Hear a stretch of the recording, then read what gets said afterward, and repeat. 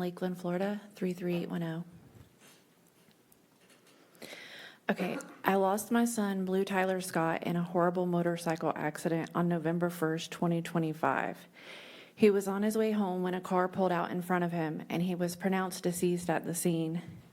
Paramedics were called to take a blood draw on the driver of the car. However, when the paramedic arrived, he talked the guy out of taking the blood sample by saying it could be used against him later on down the road.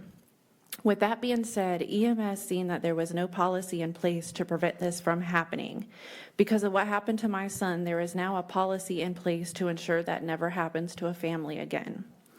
But I also found out that Florida was a state that did not have a law for a mandatory blood draw on the scene of a fatality. 7 other states already have this law in place, and I wholeheartedly believe if this law was in place, the outcome of my son's case would have been totally different.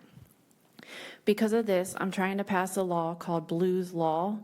I provided a copy. I don't know if they gave it to you or not. It would make mandatory blood draw on the scene of an accident with a fatality a law. Also would be stricter punishments to someone who hit and killed someone on a motorcycle, which I believe would help so many families, so nobody has to go through what I went through. My son was only 19 years old, and the driver of the car ran and stashed drugs in a wooded area. And I believe if this law was available that night of my son's accident, justice would have been served. But because it was not, the person who hit and killed my son literally got a slap on the wrist and is walking free.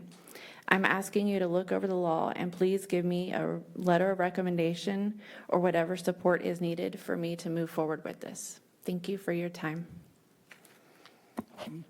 Madam Chair, we'd be glad to talk to our legislative delegation about that. Definitely.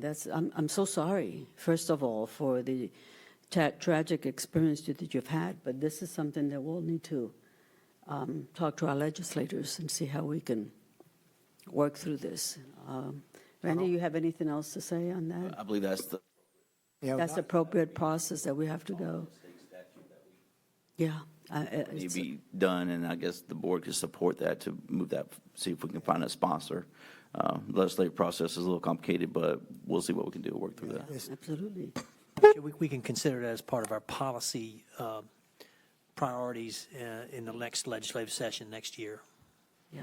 I'm so sorry. Anybody else want to say anything? Again, just sorry about your situation, and thank you for being willing to come up